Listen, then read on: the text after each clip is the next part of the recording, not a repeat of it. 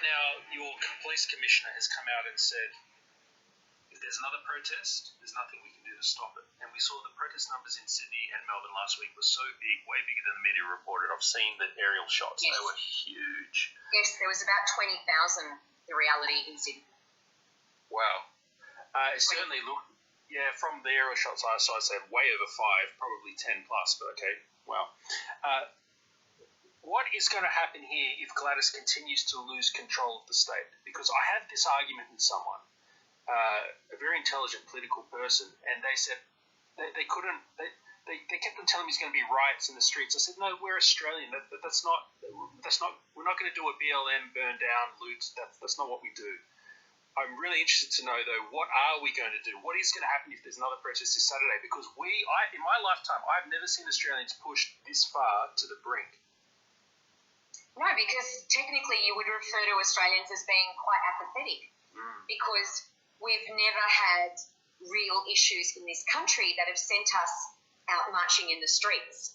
Sure, there are different parts of our community that demonstrate and march on different isolated issues within their own communities, but this crossed every cultural tag. This crossed young, old, single, not single. It was families. It was older people. There was a cross-section, such a unique cross-section, that it was a true representation of what makes up our communities. But there's a desperation there too, Angela. Yeah. So how is this desperation going to manifest itself if we have another protest in the coming weeks? I think it's going to reinforce the message to our leaders that what they have been doing has not been enough, and it's too little too late, because they should have prevented this from happening, Matt, and they should have known that this would happen. It doesn't take a rocket scientist. This is the Department of Health. It's full of health professionals, epidemiologists, psychologists, psychiatrists, behavioural analysis.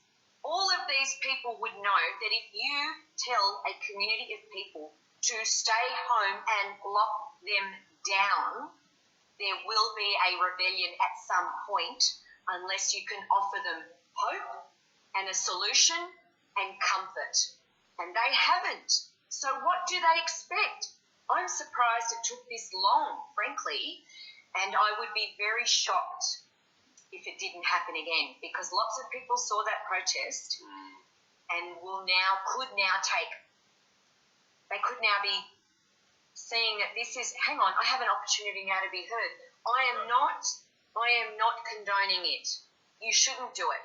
For the safety and security of all of us, because we don't know who is a super spreader, because you could very well have the virus.